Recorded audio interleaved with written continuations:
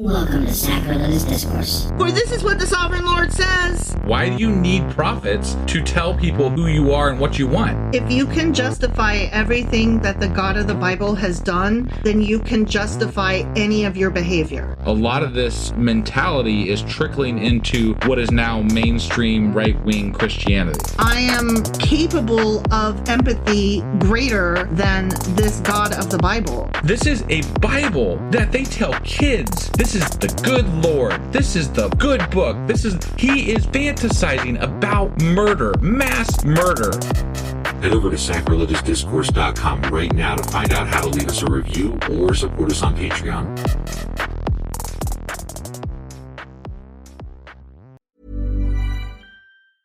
Selling a little or a lot? Shopify helps you do your thing however you cha-ching. Shopify is the global commerce platform that helps you sell at every stage of your business. From the launch your online shop stage to the first real-life store stage, all the way to the did we just hit a million orders stage. Shopify is there to help you grow. Shopify helps you turn browsers into buyers with the internet's best converting checkout. 36% better on average compared to other leading commerce platforms. Because businesses that grow, grow with Shopify. Get a $1 per month trial period at shopify.com/work. Shopify.com/work. Whether you're in your running era, Pilates era, or yoga era, dive into Peloton workouts that work with you. From meditating at your kids' game to mastering a strength program, they've got everything you need to keep knocking down your goals. No pressure to be who you're not, just workouts and classes to strengthen who you are. So no matter your era, make it your best with Peloton. Find your push, find your power. Peloton. Visit onepeloton.com. Ryan Reynolds here for, I guess, my 100th Mint commercial. No, don't. I mean, honestly, when I started this, I thought I only have to do like 4 of these. I mean, it's unlimited premium wireless for $15 a month. How are there still people paying 2 or 3 times that much? I'm sorry, I shouldn't be victim blaming here. Give it a try at mintmobile.com/switch. Whenever you're ready. $45 upfront payment equivalent to $15 per month. New customers on first 3-month plan only. Taxes and fees extra. Speed slower above 40 gigabytes. See details. Wife! Do you know what we're doing today? It's a special day. We're doing something different, but it's not. It is for everybody. It is. This one's for everybody. It's for everybody. It is not Patreon. No, this is the one that we so every other week we do one for everybody, and then the other weeks we do one just for our patrons. Which, if you want to catch those, you should go to patreon.com/sacrilegious discourse, and you can join for as little as $2 a month and get the Patreon episodes that are just for our patrons. But currently we're in the middle of a series doing cult versus religion because I accidentally opened the manhole cover and I did not know that the middle of the earth is hollow. And we jumped down and we're still falling. Okay, right. Yeah. But this one will be for everybody. So you don't have to pay for this one. You don't have to.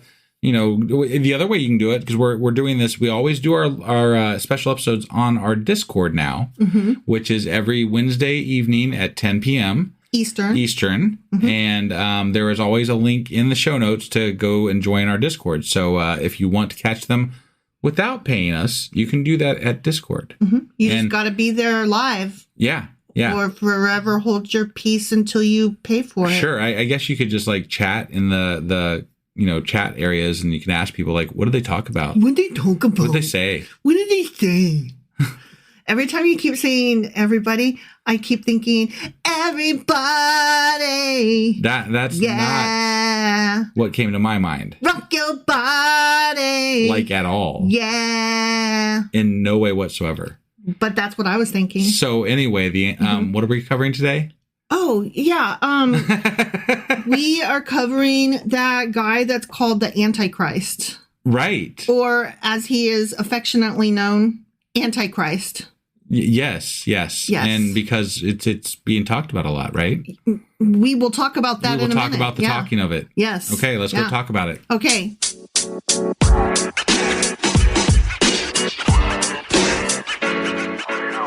Okay, so what's an Antichrist? Someone who's not for Christ. He's someone who's bad. Someone who's really shitty. Bad. Someone who is a deceiving son of a bitch.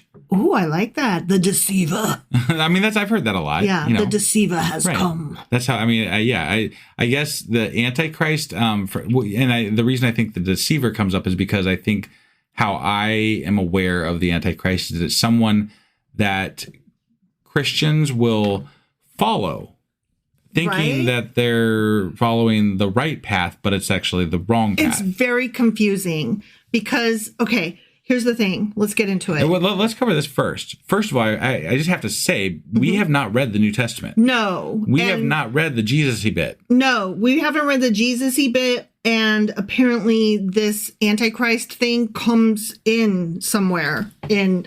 Well, you can't really have the Antichrist without the Christ, right? Yeah, you're right. So I was just addressing This is all NT, which we have not touched yet. Yeah, I just wanted to address that right off the bat. Yeah. But it is relevant to things that are being discussed in, the world today. And that's what I was going to say. Like, let's get into that because what I've been seeing, first of all, there's my parents, they're hardcore evangelical, whatever. Sure. And they're like, end days, and this is, signs and stuff, and we are in the end times, and it's scripture. You got to read your Bible. Yeah, Revelation is just right around the corner. Yeah. And the rapture is on its way. Rapture isn't actually in the Bible. It's just a thing that... No, I know. I'm actually aware of that, but okay. But it is a thing that, they talk about it like it is, but it's not, from what I understand. Well, so I don't know. We'll get there eventually. Yeah. So I have my parents talking about it, and with the whole war in the Middle East, and I'm like, but they were warring in the Middle East since before I was born. Right. They've always been warring. Yeah, but then when Trump moved the embassy to Israel or whatever. Was it the embassy? I think so. Whatever. It was something. Yeah. But he moved it to Jerusalem. Yeah, that's what I meant is what happened. So, and that is a contested town because it is used for a place of worship by both Muslim and Jewish groups. Right. So it was one of those places that, generally speaking, they kind of left alone as much as possible. Kind of neutral ground. You can have it from 6 a.m. to 9 a.m. and we'll take it from 6 p.m. to 9 p.m. And every other Wednesdays, we'll split. I mean, Israel was generally we probably won't shoot you. Right. That was the general consensus, I think. Mm-hmm. So you were pretty safe as long as they didn't, want to kill you, murder you, I guess. Yeah. So who knows? I mean, sometimes you just feel murdery. I guess, God certainly does. That's what I'm saying. According to the Bible. He wakes up on the wrong side of the, universe. Yeah, and kills people a lot. Yeah, so that's what I read. Yeah, so there's my parents talking about it, and I'm like, whoa, what? And they seem kind of excited about it. We're in the end times. And I'm like, whoa, what? Isn't that bad? But, they're going to heaven, so what the fuck do they care, right? But but here's the thing, though. I've heard that while there's a lot of evangelical Christians that want the end times, from what I understand, the way it's talked about in the Bible and the way it's talked about by people who have studied it is that those times, even for the Christians, is not going to be a good time. Right. It's not going to be pretty. No. And because there's going to be an Antichrist. Sure, yeah. And Antichrist, it's going to be harder for the Christians than the atheists is what I'm thinking. Right, yeah, because it's specifically there to deceive them, right? Almost like a Trump kind of guy. Did you said the thing out loud? Yeah, that's where I heard it. Oh, yeah. Oh, okay. Okay, right, yeah. Like I said, let's get into it. What's been really interesting is the number of people who are, and by people I mean Christians, who are we're totally in the end times and all the signs and they're gonna build the temple over there and it's all coming together. Yeah. the A-team. I love it when a plan comes together. Right. Yeah. But that other part with the Antichrist thing, it's like they don't realize that those come together. Yeah, I really pity the fool. Sorry, we were on an 18 motif. I thought I'd just go with it. That was so good. Oh, I wish I could go back in time and do it myself. That was really, really good. So there's this split in the, like, when I was looking up, like, hey, let's talk about Antichrist. What is that? I mean, obviously bad guy. Sure. Is he the devil? Is he Satan? Depends who you ask. So anyway, I'm like asking these questions, looking around, and I start seeing there are two groups of Christians. And I mean, yes, I know that there are more than two groups of Christians. So let me guess. One group of Christians think that the Antichrist is Trump, and then the other group thinks it's Obama. Kind of, but no. Like, there is one group who's like, we're totally in the end times. The Antichrist might be coming or might not, probably whatever, but Jesus is coming. You know, we're reaching the end days and Jesus is coming. He's coming. I don't know. Why does Jesus have to live and then die and then come back and then disappear? Well, he took a ride with Elijah. Wait, I thought Elijah was like way back in the Old Testament. Yeah. Did Elijah come down and pick him up like in his motor car? Remember he like transcribed up into the sky or something like that? Sure. Mary's up there too. Okay. Like, they never died and they never like went to heaven. They're just like in some waiting room and they're all hanging about. Okay. Yeah. Who's just gonna drop down? Like, hey, yo, what's up? Yeah, exactly. Okay, got it. So I don't know why he had to be born, die, come back to life, take a ride, and then come back. Like, I don't get it. Yeah. Like, just get some Netflix and chill. I don't know, whatever. Sure, right. So, okay, so there's some Christians that are like, Jesus is coming. This is so exciting. I love it when the world ends, right? They're peeing their pants. They're so fucking happy. They can't wait. Even though, you know. They would never agree that Jesus was Jesus. Right. I don't think you can get 10 people to agree which one was Jesus. No, but that's one group, okay? And they are all the ones that are, generally speaking, they are MAGA. They are the ones that voted for Trump, and they're the ones that knock on doors, and they're very excited. They know all the things. Sure. Okay, whatever. Yeah. Then there's this other group that I'm still trying. I just came across them today, so I'm still trying to think about how I feel about them, because they're like, y'all ain't reading your Bibles right. And these guys are literally referred to as prophecy scholars. Okay. Because they study hardcore the prophecies of the Bible. Got it. And so they're like, y'all are missing the signs. Is this, like, this is not a good thing. If this is happening and it's not a good thing because Trump is for realsies the Antichrist, or like there's some disagreement about it. Okay. Sometimes Trump is the Antichrist. Yeah. Other times he and Elon Musk and what's his VP's name? Butthole from Middletown, Ohio. Vance. JD Vance. Right. I couldn't think of his name. Sure. They are all like beasts that come before Antichrist. Okay. Like there's just all these like different, I don't know, what is it? Who is it? Who's coming? When? What? Got it. So, but they are more logical? Question mark? Like, like I said, I'm still trying to wrap my brain around it. Who's more logical? These people that actually study the prophecies, and they're like, no, y'all, listen to me. It's not a good thing if we're in the end times, right? Because the end times are bad, right? And it means that you are being fooled. And Trump is either the Antichrist or a Antichrist or a signal of the Antichrist, and that is bad. And they like go through and they actually are very knowledgeable about the Bible. And I'm not saying I believe any of that shit. Okay. They're knowledgeable about that portion of the Bible at the very least. Yes. They're very knowledgeable about the prophecies, and they are able to lay out like what's coming. And I got bored and couldn't listen to all of it because I don't believe in any of it. Sure. So sure. I found it fascinating that there are two groups of Christians, and one is MAGA and one is actually really smart and is like, no. Right. Yeah. You know what I mean? I'm going to stop short of saying really smart, but I mean they definitely study the Revelation, apocalyptic. What I mean by smart is they are scholastically minded and they are Bible scholars. That's what I mean to say. Okay. All right. You could have a conversation with them and ask them questions, and they would not think you're an asshole and immediately be like, you need to get Jesus. No, I got it. So that's what I mean.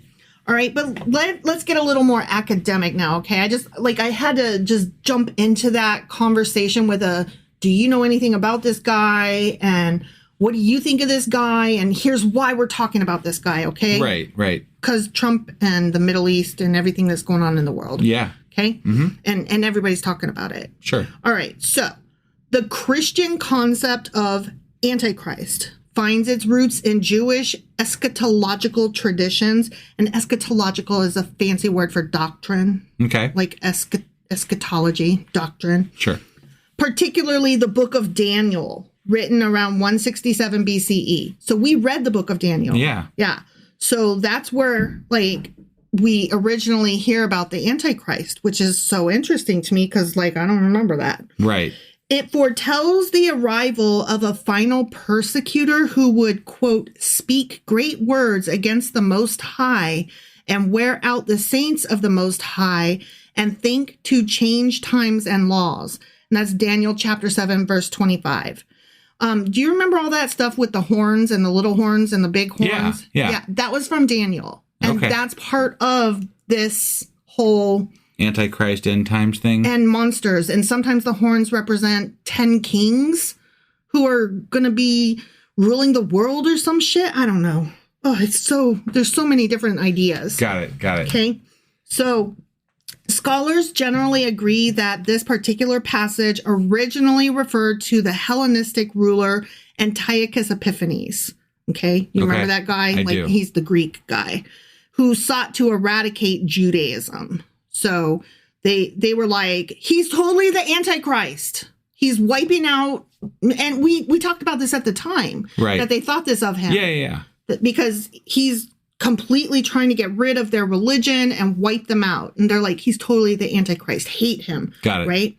However, since Antiochus was not explicitly named, later generations could apply Daniel's prophecy to other figures. And we will get into that because, they did apply it to lots of figures, even through today. I want to interject here for just a second to say that we had a live correction on our Discord here. Okay. That eschatology is not just it's not just doctrine, it's apocalyptic writings. Apparently. That was not my understanding, but okay. I will believe. It's a possibility. I believe them because they know more than I do. But I literally, I had to look up the word because I was like, I don't know what eschatology means. I'm not going to try to say that word. Yeah. And then it said it was just doctrine, but. Got it. Yeah, but you're reading this from an apologist point of view sometimes, so it might. Right, but I looked the word up in the dictionary because I am dumb. Oh, yeah. Okay. So. All right. The definition didn't seem to lean that way, but I was also just trying to go through a lot of material really quickly and I could have missed it. And like I said, the person who is doing the correcting knows a lot more than I do. So I will throw myself. Based on what I'm reading here, it looks like that they were correct. Okay. So I believe you and them. I just was. Nope. I appreciate that. Yeah. Thank you. So early Christians, for example, saw in it an allusion to Roman emperors, particularly Nero. I've heard that before. And that's Nero is where we get 666 and the devil. Yep. And there's a lot of things that kind of circle around Nero sometimes. Yep. So, yeah. Yeah. He's like the dragon or the beast that rose from the sea because he, came on his ship or whatever. Which is funny because they still talk about him today as that. So, I mean, in some places and sometimes, but if we're talking about the Antichrist, that's supposed to be close to end times. We'll get there. Okay. All right. You know what? Just in case I forget, I'm going to go ahead and say it now. Okay.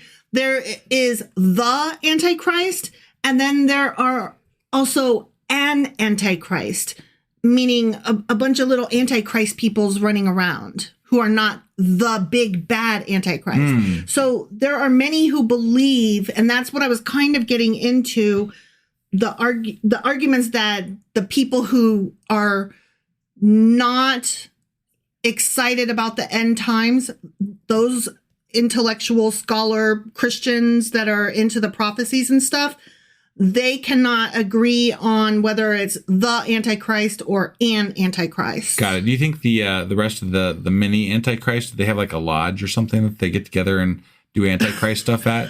I was just picturing like the little army guys from Toys, you know? Right, yeah. Or from Toy Story. Yeah. So, anyway, Nero reigned from 54 to 68 CE, current era. Sure. Okay. And he persecuted the early church hardcore, and that's why they called him an Antichrist. Right. And, you know, according to this definition, where if you're saying they are an Antichrist, then yes, he and Antiochus Epiphanes were both an Antichrist, if you will. Got it. Okay. Somebody super bad who hardcore steps on their religion can be considered an Antichrist. So, like, we could be considered Antichrists. Could we, though? If we get a little bit more popular. We have no power. You have no power over me. You know, if our podcast gets a little bit... The fully developed narrative of the Antichrist life and reign emerged in medieval texts. Okay. So not the BCEs and the early CEs. Got it. Okay. Yeah. We're talking about, like, you know, when you start getting into the thousands and stuff. Okay. Okay. Incorporating and expanding on these earlier associations. Okay. So now we're going to talk about this guy named Joachim of Flora's influence. Okay. Okay. Okay. His name is Joachim. Got it. With an M. Got it. Okay. So one significant medieval theologian who diverged from traditional teachings about Antichrist was Joachim of Fiore. He was a 12th century monk. Okay. So medieval. Right. Joachim envisioned history as a series of persecutions of the Christian church, culminating in the appearance of a succession of antichrists such as Nero, Muhammad, and Saladin. Okay? Yeah. So that's where I was saying, you know, not the Antichrist, but a series of them. Sure. Okay? Yeah. A bunch of baddies throughout history. Right. Unlike the conventional view of a single ultimate adversary, Joachim anticipated multiple precursors to the great Antichrist. Okay. Okay. Yeah. So the one, kind of like the Jesus. Right. Okay? So Joachim redefined the great Antichrist as not a Jewish figure from Babylon, which that's another thing that it got cut from this paper that I was working on. So I'll have to go back and find it on the cutting room floor. Okay. Okay. So originally, before this medieval times, like back in the BCEs, they were like, Antichrist is exactly opposite of Christ in every way possible. Like, Christ was born to an immaculate conception virgin, right? So Antichrist is totally going to be born to a whore. Yeah, it'll be a bastard. Yeah, totally. Okay. All right. And they'll both be from this same area, but, you know, one is totally good with rainbows, and the other one is totally bad with like fire and horns on his head. Sure. You know what I mean? Opposite in every way. Got it. Okay. And so he's like, that's silly. Okay. Joachim is like, I don't buy that. Right. Okay. So he's like, I don't think it's going to be a Jewish guy. Okay. Okay. I don't think that he's going to come from Babylon. Okay. Got it. Or the Babylonia area, or what we call today, you know, the Middle East. Right. He's like, I don't think that's true. I don't think that's what's going to happen, y'all. He says, I think that we are going to see the embodiment of the evils within our own society, particularly things like heresy and the oppression of the church. He also predicted a wondrous millennial era between the death of the great Antichrist and the last judgment, which we have not even reached. What's the last judgment? I'm guessing that that's like the end of end times, when you stand before somebody who like weighs your soul and decides if you have enough good in you. Sure. Some shit like that. I don't know. That's my like imagination. We haven't read any of that yet. So who could know? Right. I mean, except for everybody who has read it. So to account for the events after this millennium, Joachim prophesied a final Antichrist whom he called Gog. Gog and Magog. Yeah, right? Yeah, very good. Yeah. Referring to the eschatological enemies Gog and Magog from Revelation chapter 20, verses 7 through 9. Okay. Okay. All right. Though vague about this figure's nature, Joachim saw him as the ultimate enemy of God, emerging to wage the final battle before the end of time. Okay, so he's beast. I don't remember, where did we talk about Gog and Magog before? Was it in one of the books that we read, or was it just another special episode that we did? No, there was mention of him in the Bible, but I don't remember where. Okay. I'm sure somebody in our Discord. It seems like it was somewhat recently, even, like within the last 2 or 3 months, maybe. Really? I could be wrong. I don't feel like that. Okay. But my memory is for shit, so you could totally be right. So during the later Middle Ages, so now we're getting out of medieval times and we're moving to the Middle Ages. Okay. Yeah. The belief in an imminent reign of Antichrist led many to identify contemporary rulers or figures as his forerunners. So now, like, every evil ruler is an Antichrist. Okay. Got it. So we moved away from someday there's going to be an Antichrist to, you know what? Every fucker is a fucking Antichrist. Got it. Which I kind of like agree with. I think that's kind of cool. Yeah. I like walking around saying, you're an Antichrist. You're an Antichrist. But the list is probably different between, the right-leaning, Christians and left-leaning Christians, right? Oh, yeah, definitely. So wait till I get to the modern times ones. Right. Yeah. That's fun. Okay. Antichrist led many to identify contemporary rulers or figures as his forerunners or even as Antichrist himself. So sometimes they were like, no, this is the Antichrist. Okay. The anti-papal emperor, and anti-papal is in quotes. So that's like, we're not calling him anti-papal, but he was represented as such. Emperor Frederick II, who reigned from 1212 to 1250, and then Pope John the 22nd, who reigned from 1316 to 1334, who persecuted dissenters. These were notable examples of leaders who were called in the Middle Ages. They were referred to as antichristes. Okay. All right. And I just coined that term, antichristes, because if you can say octopuses or octopi or octopods, I think that you can say Christies and antichristes. There you go. Okay? Yeah, I'm with you there. Okay. Yeah. So this tendency to equate hated figures with Antichrist persisted beyond the medieval period. A group called the Russian Old Believers labeled Tsar Peter the Great as Antichrist due to his reforms and subjugation of the church. I just really like the acronym for that group, ROB. Yeah. Russian Old Believers. Yeah. Like Russian Old Believers. Like, I was thinking, people with banjos, Russian Old Believers. Yeah, I don't know. The Reformation introduced significant shifts in the interpretation of Antichrist. Okay. Martin Luther, the guy with his 100 theses or 99 theses. Yeah. That he, used knives to pop up on the wall, on the door. Right. Was it 99? Yeah. Okay. It was a bunch, but I'm pretty sure it was 99. Yeah. Okay. He had 99 theses. And he was basically, his overall message was, I don't think that people should be able to buy favors to get into heaven. I don't think that's what the Bible says. I don't think that's how it works. Like, that was his overall message. Got it. So Martin Luther popularized the view that Antichrist was not an individual, but a collective force of evil, epitomized by the institution of the papacy. This perspective gained traction, particularly among Protestants, because that's what came after. He was like, I don't think you guys are reading this right. Just real quick, though, it was 95 theses. 95, damn it. Yeah. Well, I knew it was 90 something. Sorry. I was only 4 off. I just didn't trust you, so I had to look that one up. I apologize. But yeah, you were close. You were very close. I was closer than you were. I mean, yeah. Yeah. I'm impressed that you were within 5. I was within 4. I know. Yeah. No, you were at 4. You were within 5. Okay. Fair. Fair. And I'm not good with numbers. So, I mean, that's kind of amazing. That's why I was impressed.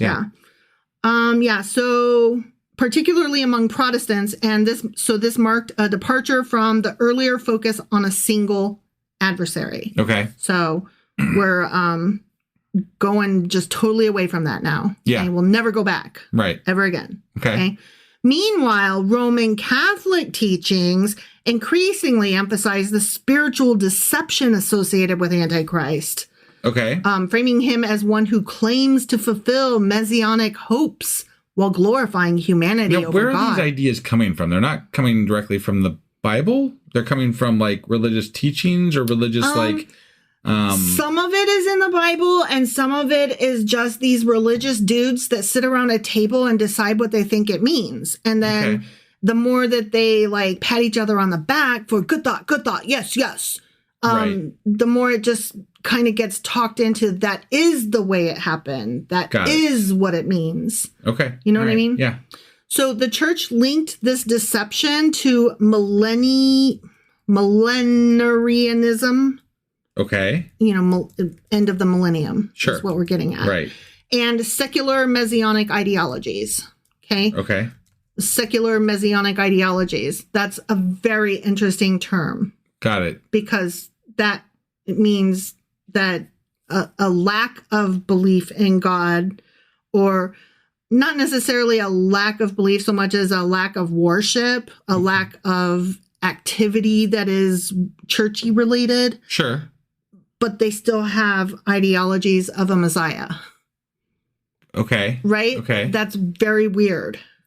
I go further. You weren't what do you mean listening by to No, the I was sentence? listening. Yeah, why is it weird though?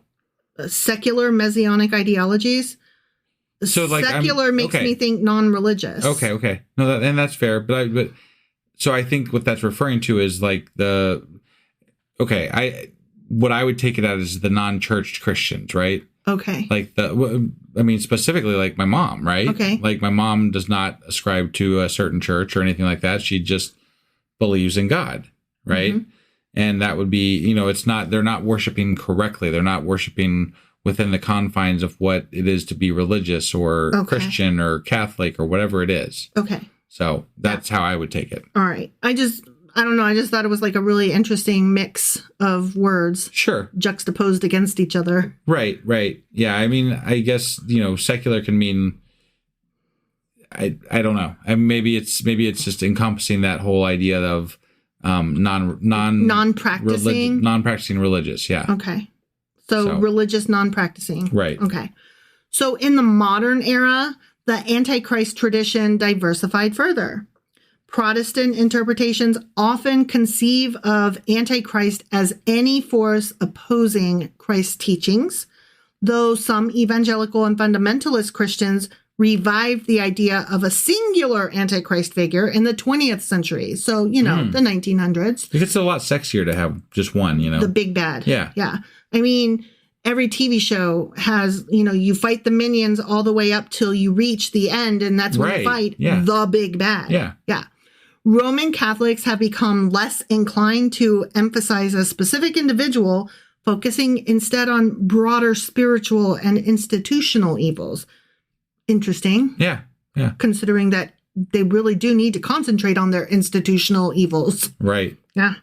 So Joachim of Fiore's concept of a succession of antichrists resonates in contemporary views of history as cyclical or progressive, while the dual conceptions of spiritual and sensual antichrist persist among rational believers. Okay. Figures such as Benito Mussolini have been labeled as antichrist for their authoritarian ambitions, echoing medieval tendencies. Yeah.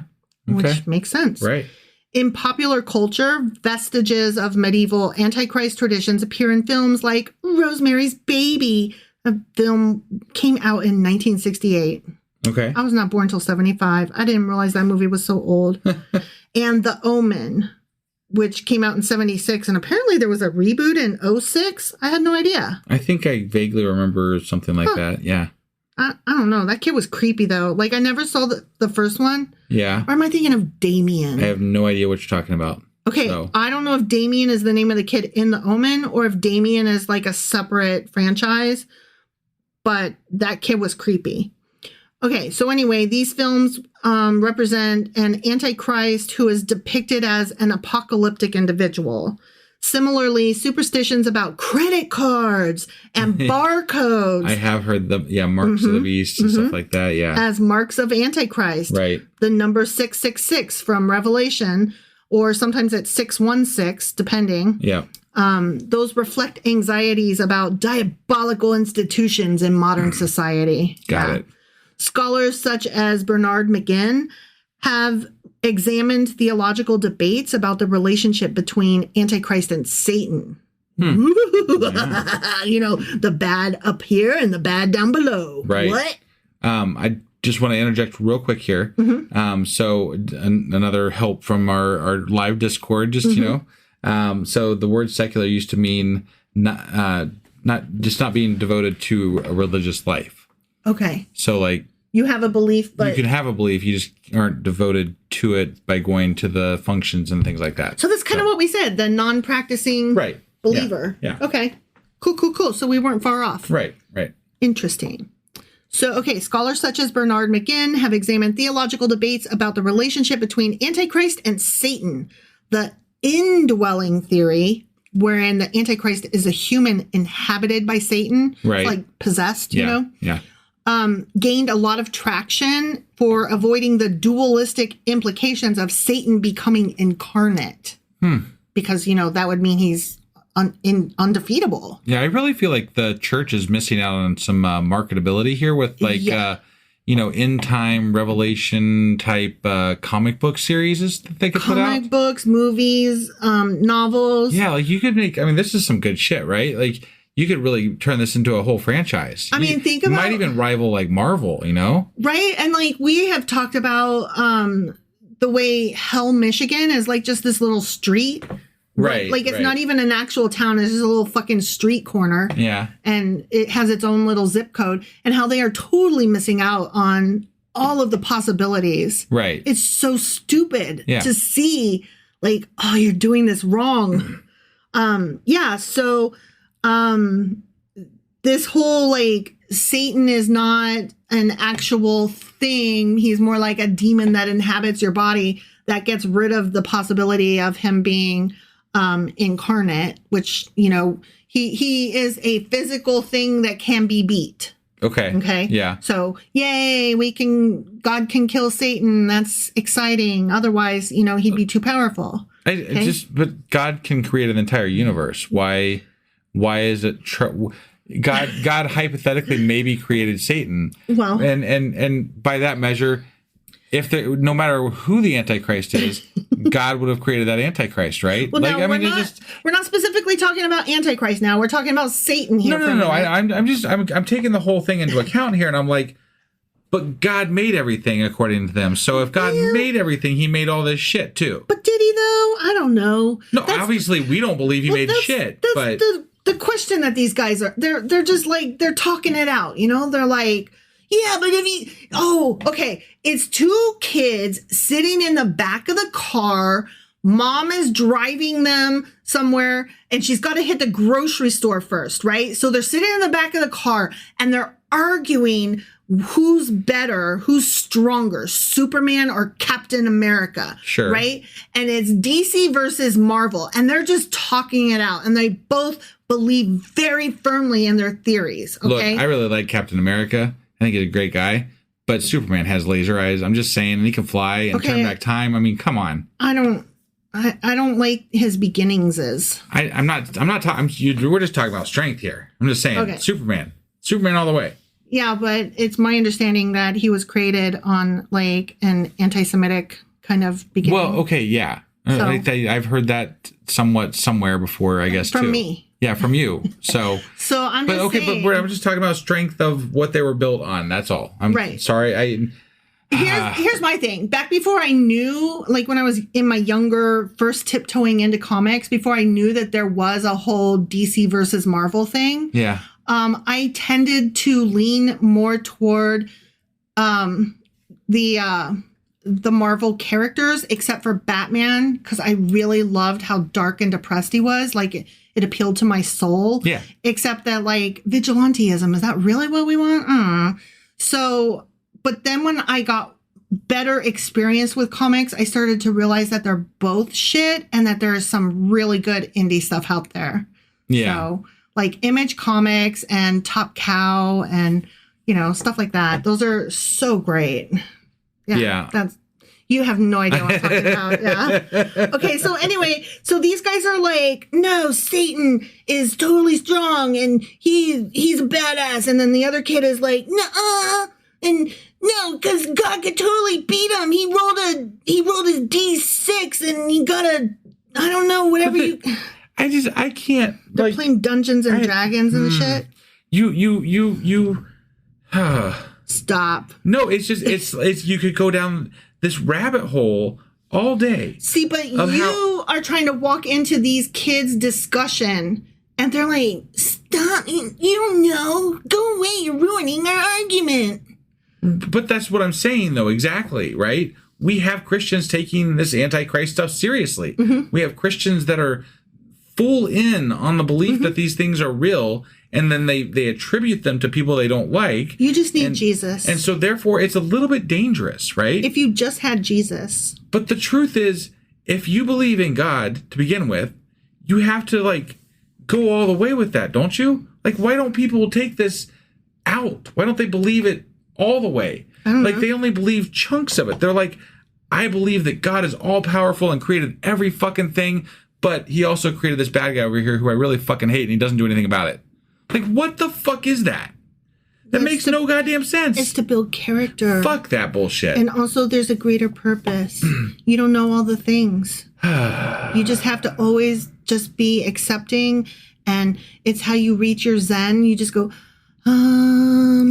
It's just, all I'm saying is that with regard to religion and God and the Antichrist and the beliefs that people have in these gods and these ideas, it's like you're hearing conspiracy theory after conspiracy theory, only they are accepted by such a large swath of people that it's absurd.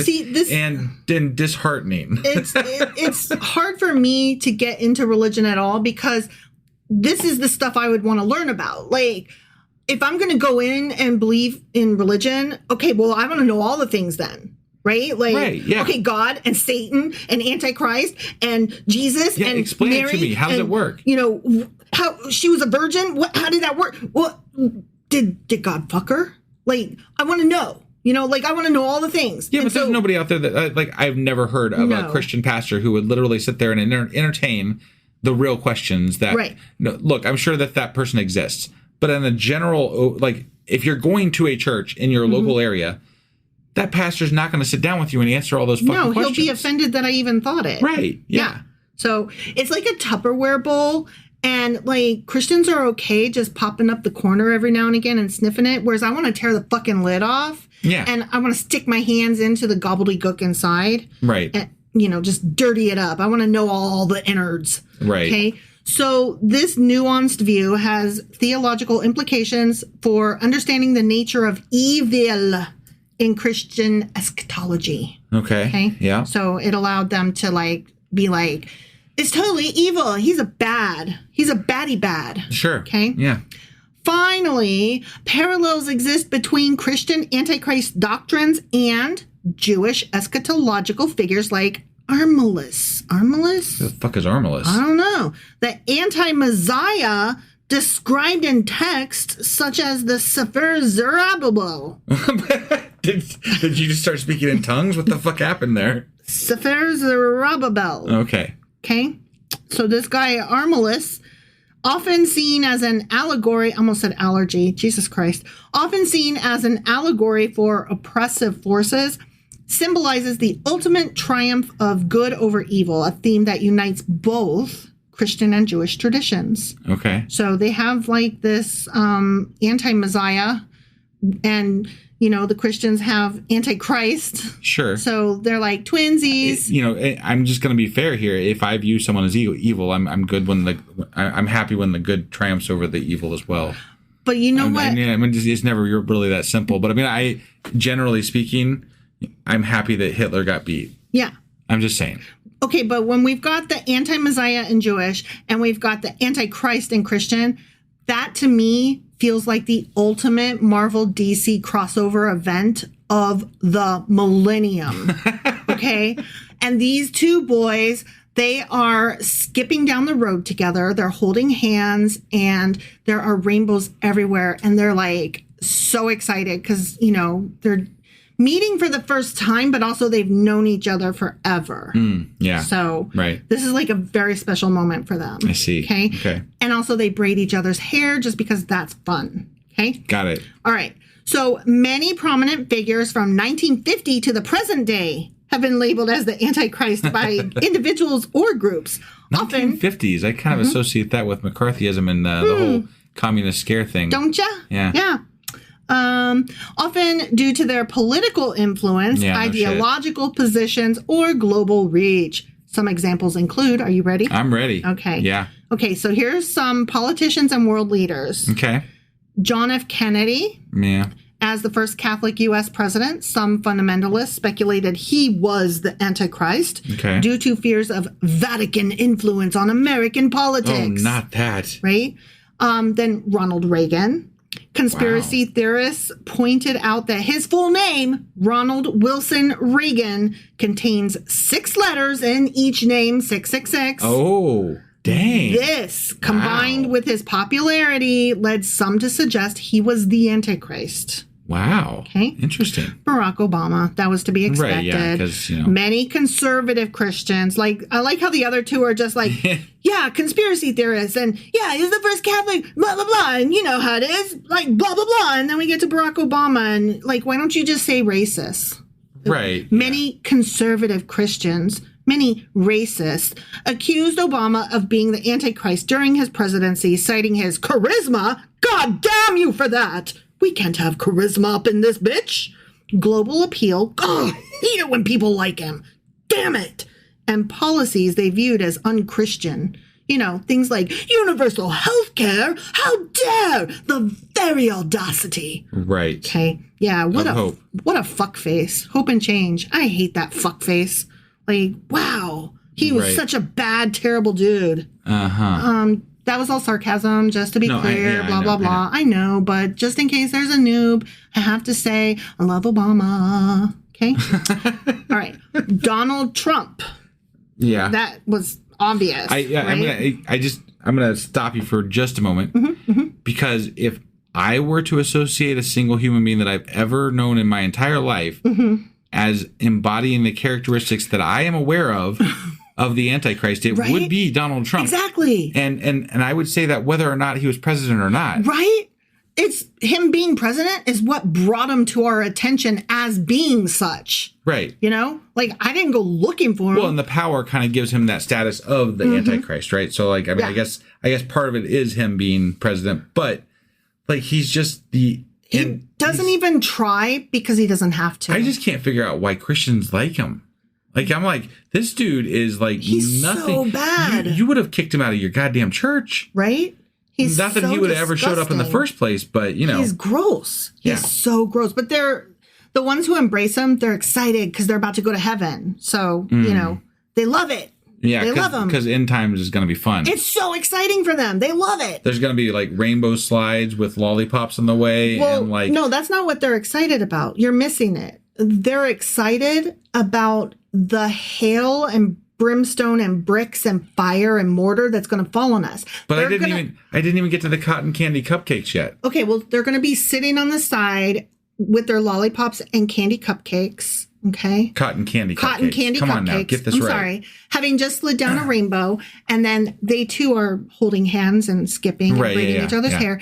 And then they turn and they watch us, and we are in pain, writhing on the ground for eternity, being punished, and they are laughing and happy, gleeful. That's what this is about. Right. They are very excited to be inflicting pain on other people. So it must be end times because that's what I get on Twitter. Yeah. In fact, I just got one today. It was like burn in hell and like I'm like, and it was a whole meme and like I'm like, well, Jesus Christ, you guys are fucking messed up. Like, I thought you wanted to save my soul, and they're like, your soul ain't worth saving. It's always in all caps too. Yeah, always. Yeah. Like because it's old people that don't know how to do. So, okay, Donald Trump. While some of his evangelical supporters see him as a divinely chosen figure, and those are the ones that we're talking about. Weird. Others see his divisive rhetoric and focus on power as potential Antichrist traits, which is interesting because that's not the left specifically that they're referring to that think of him as an Antichrist, right? Because not everybody on the left is a church-going Christian person, right? Sure. So they're not saying that, like, the left thinks this. What they're saying is some Christians see him as a divinely chosen figure, and other Christians see him as an Antichrist. I've even heard this entertained to where some people on the right think that he might be the Antichrist and embrace it because they're like, that means it's end times. Yeah. Which goes back to what we were just saying. Fucking hell. Yeah. Oh, but what I've also seen a lot of is he's not perfect, but none of us are. And he's the perfect person for this job. And I'm like, you would never be so forgiving of me. Right. And it hurts my feelings, like personally, because I'm like, the guilt that I am expected to have over some of the choices I've made in my life or some of the events that I've endured.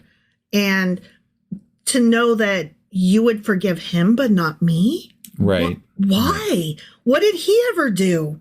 Like, I don't, and then, I know I shouldn't be wanting forgiveness from these people. Like, that's a me problem, right? But no, actually, it's a world problem. Look at who they are willing to forgive versus who they aren't. You know? And this is we're delving in a little bit of politics here, but I mean, the truth is that religion and the right-wing politics and the right-wing media have essentially narrowed down what Republicans and Christians care about to about 2 to 3 issues, right? And so these people that are on the right, that are politicians, only have to be strongly adamant about 2 to 3 ideas to win the support of their followers, and the rest of it doesn't fucking matter. No. The rest of it is just whatever, right? And they don't care, right? They've been told these things are so important, you would vote a piece of shit into office in order to get them accomplished. Yeah. Guns, God, and anti-abortion. Right. That's all they care about. Right. Nothing else. As long as those 3 things are covered, you're good. Yeah. Yeah. Why not? It's the easy way to go. Even if the God part is done by somebody who's not godly, doesn't really matter. To them. No, I mean, he can get up there and hold the Bible upside down, but it doesn't matter because he's still pushing God.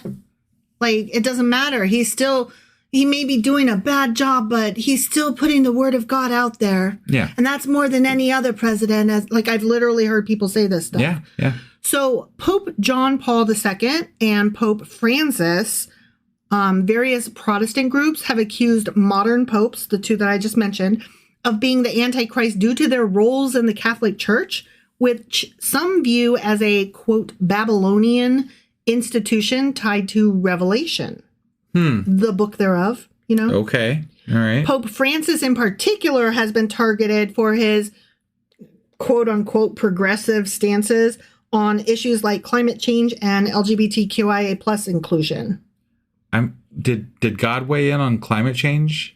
Does that matter in the grand scheme of like religion? No, but actually he kind of did, in that he did charge man through Adam take care of this shit.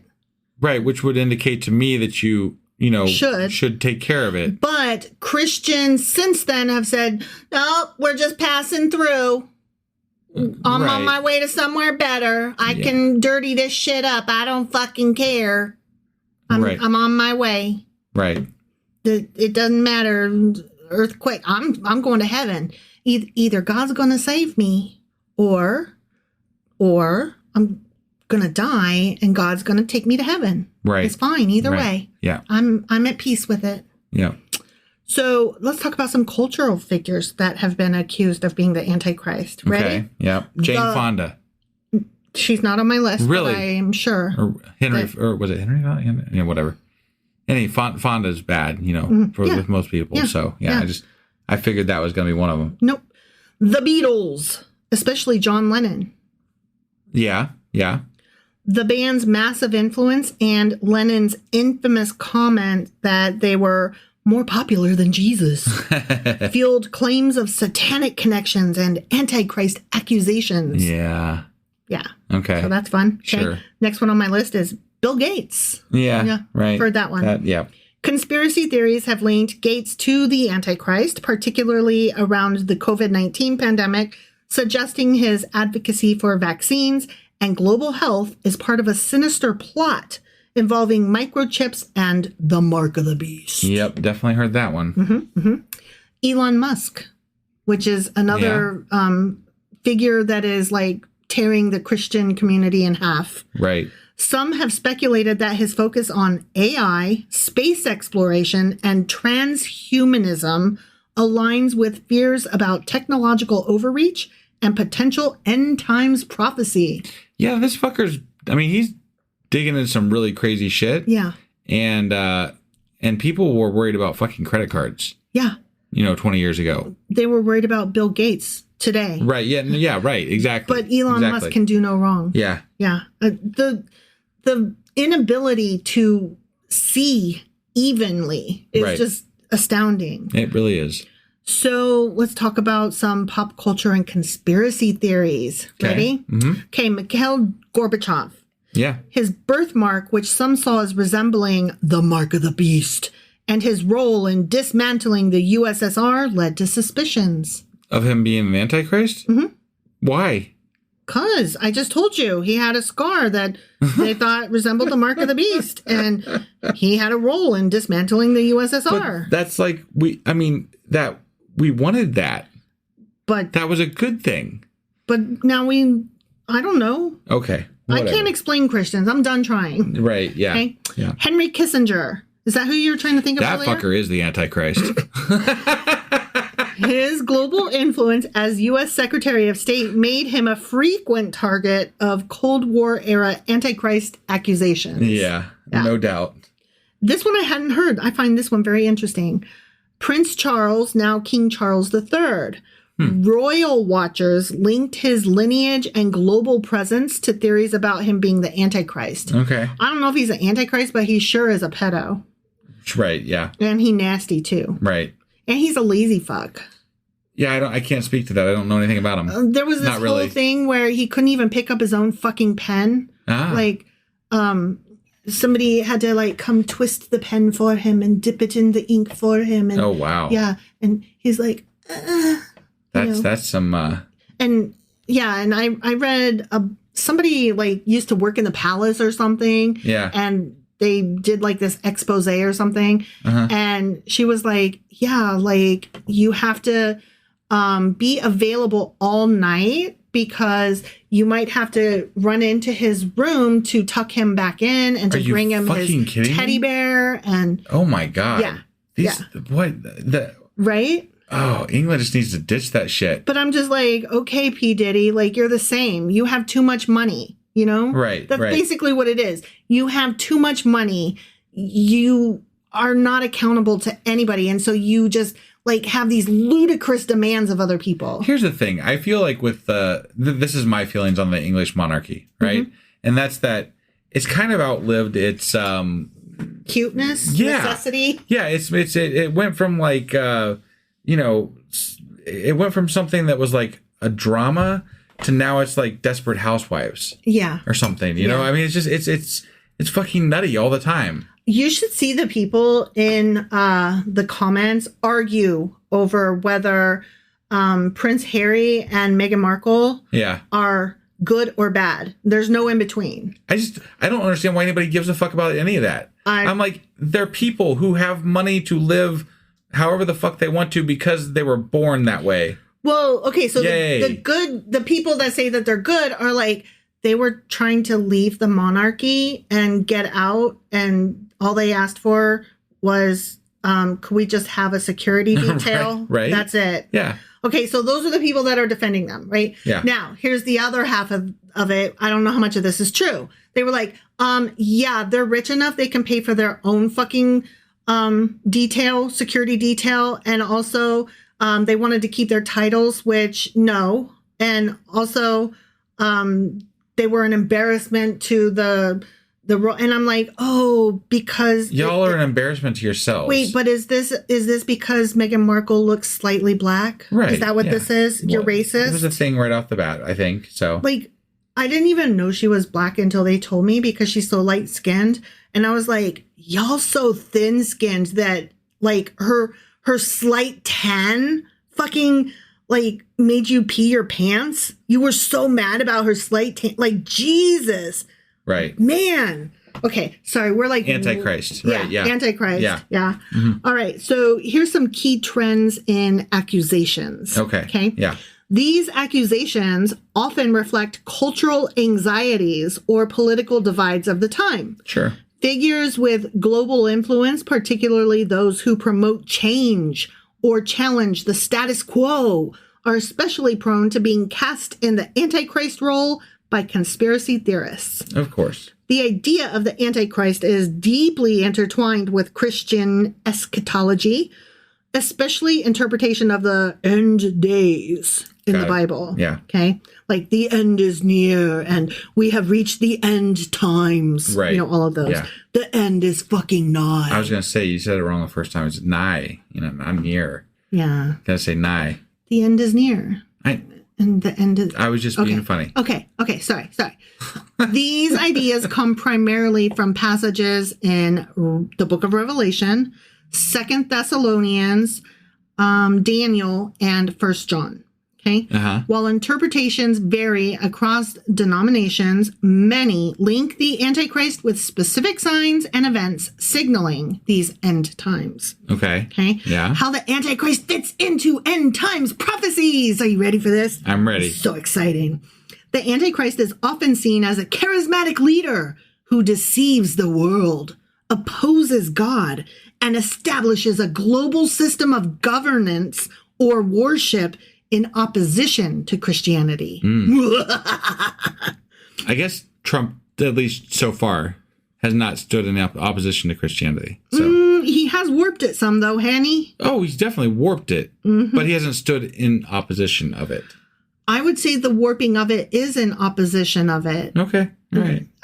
I think that it's an interesting twist because now the Christians are at war amongst themselves as to, even more, what is the right type of Christianity? Right. Like, is that not thwarting?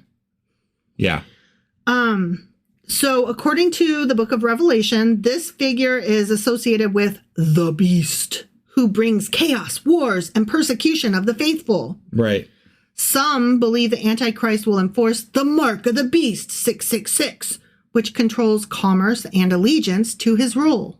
Okay. Yeah. Very exciting stuff. Mm-hmm. Okay. So let's talk about biblical context. Ready? I'm ready. In 2 Thessalonians chapter 2, verses 3 and 4, the Antichrist is described as the man of lawlessness who exalts himself above all gods and claims divinity. He hasn't quite got there. Not those words specifically, but his people have done it for him. Yeah.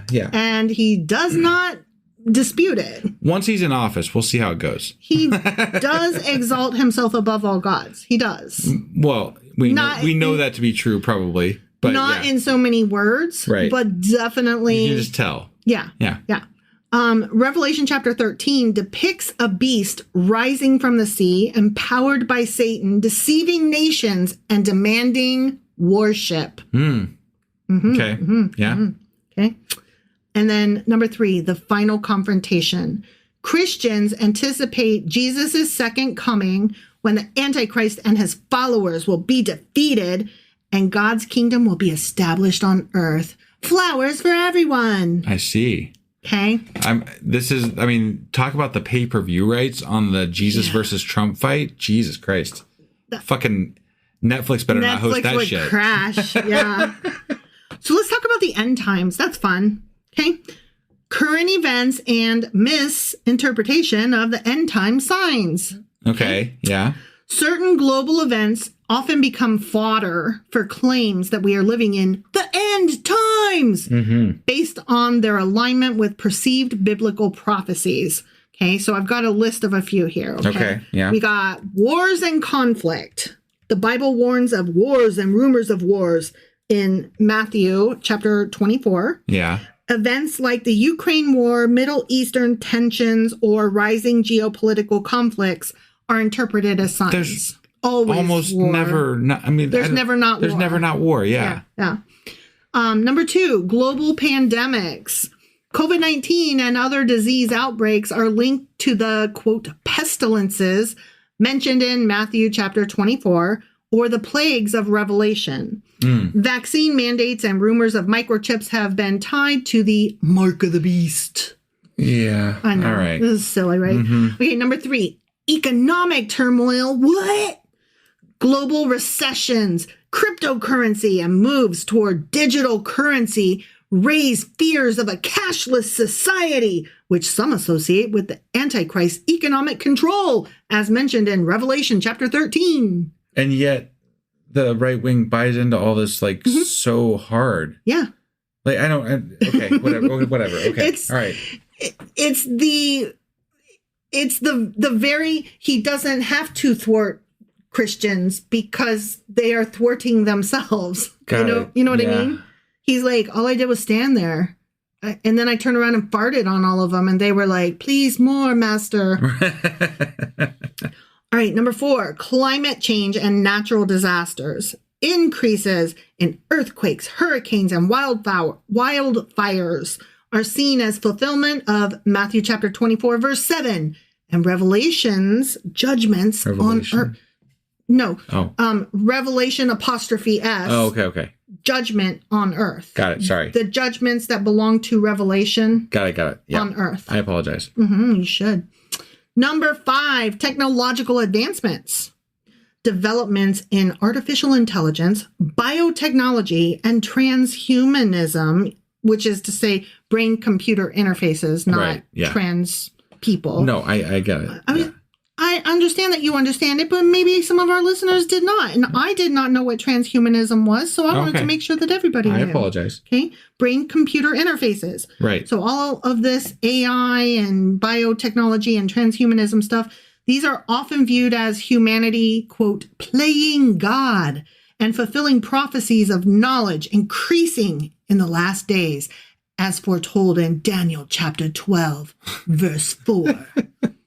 Number 6, globalism. Yeah. They've been talking about this one since MySpace. There's like a thing. It's like I almost want to say Project 2030 or something like that, but it's like there's some sort of like corporate takeover that's going to happen in 2030 or something like that. Oh, really? Yeah, there's this whole conspiracy theory behind it, and I'm sure it's all tied into that's exciting. Some of this shit somewhere, but I can't keep track of all the crazy conspiracy theories out there. They're out of control. They really are. They like picked the wrong century to all exist at once. It's too hard. You know, the amazing thing to me, and kudos to whoever does this, but the way they weave them all into like one major theory is kind of amazing. It's kind of ingenious. Like, I don't know how you get from like, you know, birds don't exist to corporate takeovers to microchips but it all links flat together. Earth and it all links together. And Sasquatch. Yeah, sure. I mean, aliens, but also God. Right. Yeah.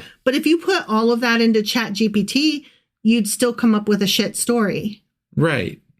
I mean, it would give you like maybe a place to start, but not a very good place to start. I know, because I've tried using ChatGPT and it does not write well. Right. It does a bad job. It's not very creative. Yeah. So number 6, globalism. Efforts for international cooperation, which is to say the United Nations, World Economic Forum, etc. Yeah, United Nations got shit for a long time for being a cooperative group or whatever. Like the Earthbound Federation, you know. Right. Whereas I see that as like, yes, please, can we all unite and agree on things? That would be awesome. I think it would be so cool if we had like a UN that was actually a UN that was like No, we're the good guys and we're going to take care of the planet and we're going to police the planet, but only in a good guy way because all the countries are getting together to decide it together. Right. And you can only be here if you're on the good guy team. And these are our mandates. And they include, fixing climate change and trying to get rid of making it worse. Right. But no, instead we just give veto power to the top 3 countries or whatever, right. Top 4 countries.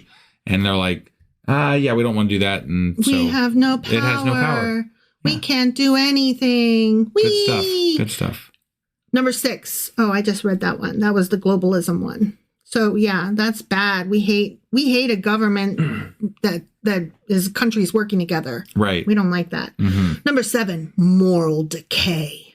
Oh, these damn kids and they're saying shoot and dang and fudge. That's cursing. What did we decay from? Because in the Bible, right? It seems like he's always had a problem with moral decay. Yeah. He's never quite liked what his people did or are doing. Sometimes they peed on the wrong side of the tent. Yeah. But they was always fucking on the wrong side. Yeah. So perceived societal shifts away from traditional religious values is a fancy way of saying they don't like the gays. And it's a lot more gay happy out in the world now than it used to be. So that's the moral decay. Well, and atheists and secularism. Yeah. And I mean, there's so much to that. But when it says traditional religious values, traditional family values, we're talking about anti-gay sentiment. Sure. But you could also equate things like, single parents. And I mean, there's so much in that is women having the choice to have kids without a man around. Right. Those bitches. No, it's the empowerment of individuals and people and ideas that scares the church. Yeah. Overall. Yeah. And part of that is the LGBTQIA. I don't want to diminish that at all. Right. But the church is scared of change. The church is scared of moving forward. And so they push ideas of stagnation. Yeah, this is such an interesting way to phrase this. Listen to this. Perceived societal shifts away from traditional religious values are linked to 2 Timothy chapter 3, verses 1 through 5, which describes people becoming, quote, lovers of themselves and turning away from God. So the more that you are trying to learn about others and develop compassion and become more globally aware. Right. Be woke, if you will. Mm-hmm. That is you loving yourself and turning away from God. Mm. What? I think you have it exactly motherfucking wrong. Yeah. I was told today that in a conversation with somebody online that God, lets us know that he's there and that it's our fault that we are atheists and that we choose not to see God. Oh, that can't possibly be true. And I'm like, I don't trust that person. I never saw God. I don't know what the fuck you're talking about, dude. No, that never happened to me. Yeah. And trust me, there have been times in my life where it would have been better had I seen or heard from dude. Right. So, yeah. I mean, nobody wants to be miserable. Come on. Right? Yeah. Stupid fuck. Why these views persist is a great next topic. Confirmation bias. Those looking for signs of the end times often find patterns in current events that match their expectations. Yeah. Mm-hmm, yeah. Mm-hmm. Fear of change. Rapid advancements and crises can feel apocalyptic to many, fueling religious interpretations. Sure. Mm-hmm, yeah. Mm-hmm. I'm very scared of change, but I'm aware of it. Right. I think that you have to recognize change in order to be able to act on it or act, appropriately. And that's part of why we aren't doing things in this country is because we aren't reacting appropriately. Yeah. Yeah. Historical precedent. Similar claims have been made throughout history, such as during the Black Death, the Cold War, both world wars. Yeah. It's just, we always do this. Right. These interpretations often reflect cultural anxieties rather than actual prophecy fulfillment. However, they remain compelling to many people because they provide a framework to make sense of chaotic and uncertain times. Sure. Well, and you were mentioning reasons why people believe these things. And I think that, you missed a couple that were like peer pressure, like people just simply being amongst other people that believe these same things. And I think the most important one is probably power, right? Like churches have power over their congregations. Yeah. And they draw their income and their living from their congregations. So that's a power structure right there. Those churches have higher structures that, feed them money as well. The hierarchy. So those people will have a power structure over the churches. And on up the line, it's a big pyramid scheme. It really is. It's churches really all the way down. Well, and you can even take it on out from there to where this churches and groups of churches have political power. And so that way, really their top bosses, once you go all the way up that chain, is going to be politicians and politics, because they're going to feed, like the churches feed the politicians, and the politicians feed the churches, right? It's just a cycle that keeps going back in on itself, and the churches have a captive audience that they can speak to. So, and that's very enticing to politicians as well. It's interesting, all the different pipelines we have, because, you say pipeline, and the one that heartbreakingly comes to mind first is the street to jail pipeline, the right school to street to jail to street pipeline. Yeah. Yep, definitely. So we've got pipelines at the top, pipelines at the bottom, and, we want to break one, and, well, we want to break them both. Right. It's just interesting. Yep. Did you have anything else that we were covering today? No, fuck that guy. So, are you convinced of a Antichrist or multiples of them? No. Why? I mean, what?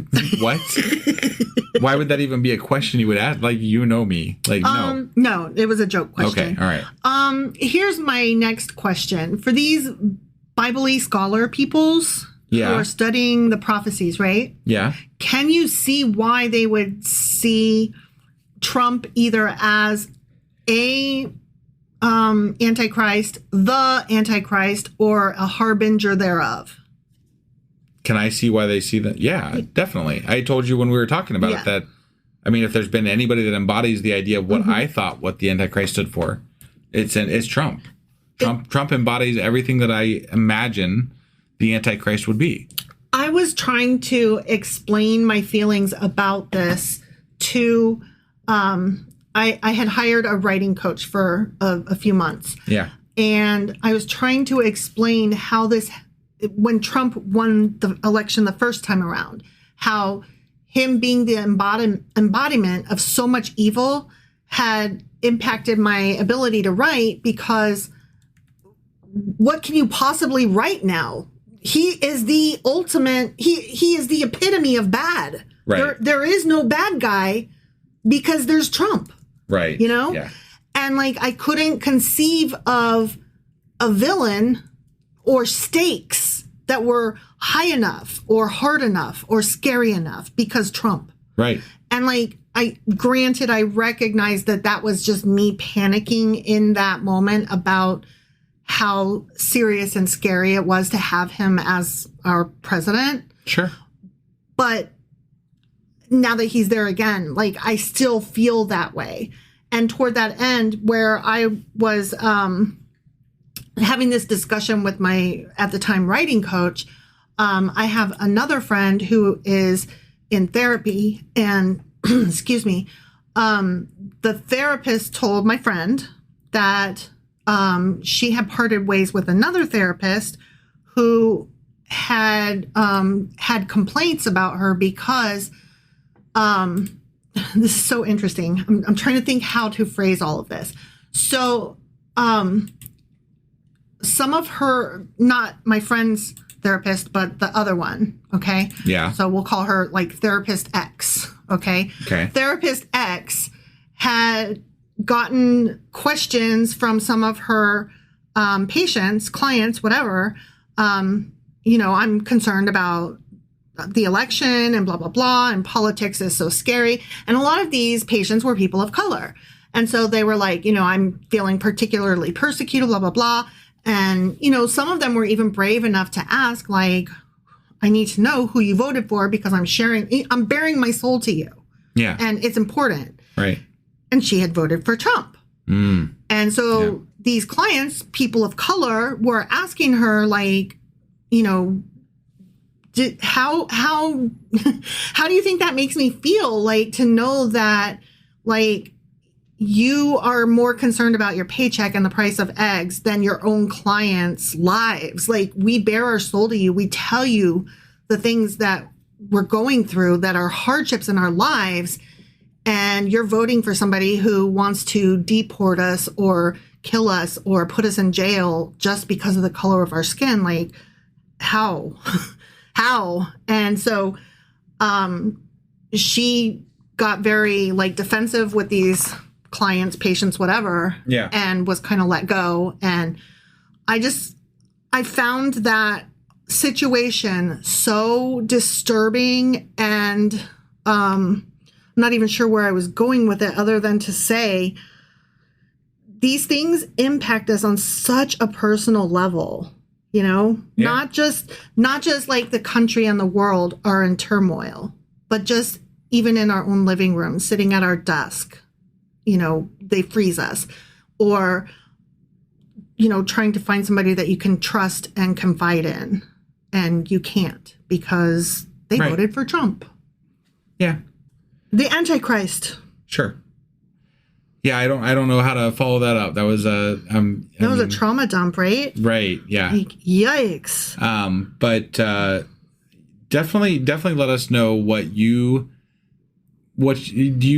agree? Do you think Trump is the embodiment of what the Antichrist is pitched as? Do you like what are your impressions? Like, how do you view this whole, the Christians having, this whole end times thing that they stand behind? Do you deal with it? Do you have anybody in your life like that? I'd love to hear stories from people. So, yeah.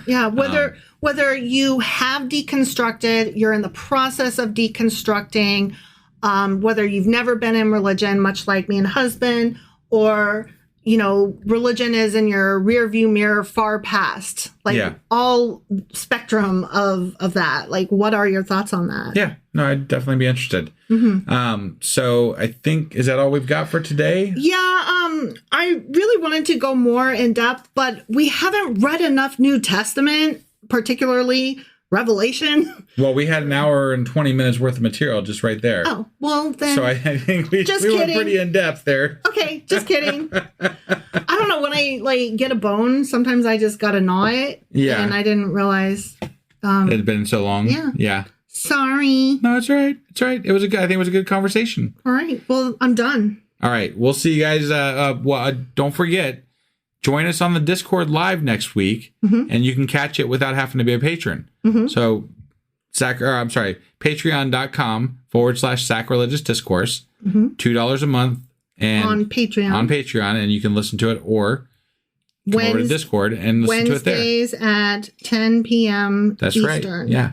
So we hopefully will see you in one of those two places next time we do our special episode. Bye. Bye. So good, so good, so good. Perfect gifts? We've got them at Nordstrom Rack stores now. UGG, Nike, Barefoot Dreams, Kate Spade New York, and more. Find everything on their wish list all in one place. Steve Madden? Yes, please. It's perfect. Did we just score? The greatest gifts of all time? Yeah. Head to your Nordstrom Rack store to score. Great brands, great prices, the greatest gifts of all time. You've been waiting all year, and the moment is finally here. Boll & Branch is the bedding brand for better sleep, and their best sale of the year is happening now. Right now, you can get 25% off the organic cotton sheets loved by millions of sleepers. They feel breathable, luxuriously soft, and get softer with every wash. Shop Boll & Branch's cyber event with extended returns for the holiday season.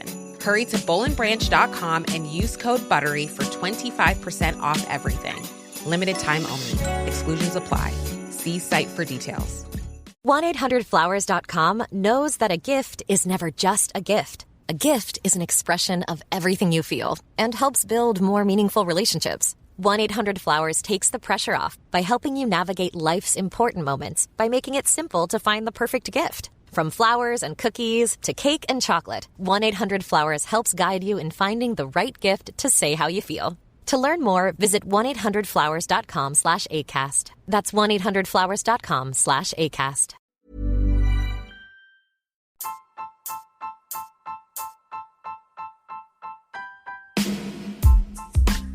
Hey wife, I guess that's the end? But husband, that's just sad. It doesn't have to be. We are on lots of social media platforms like Twitter. Our handle there is sacrilegious_D. For D's nuts. Oh my God.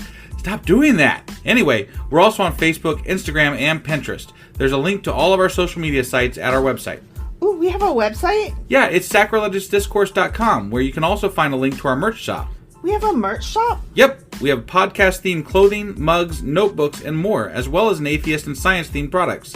Wow, our fans should really go check that out right now. Definitely. They can get in touch with us by sending an email to sacrilegiousdiscourse@gmail.com. But before they do that, we could really use some help. Oh yeah? With what? Well, it's not free running the podcast, and we need some financial support in order to get better equipment, which will free up time so we can concentrate on our podcast and our fans. Okay, so what should they do? Head over to patreon.com/sacrilegious discourse and sign up as a contributor on our podcast. Supporters there receive additional bi-weekly episodes that we record just for our Patreon members for as little as $2 a month. Also, we'd really appreciate it if you would like and subscribe on whatever platform you're using. And Apple Podcast reviews help us out tremendously. Like and subscribe. Leave an Apple review. Join us on Twitter. Support us on Patreon. That's a lot of instructions. Don't forget to say thanks. Thanks. Okay, bye.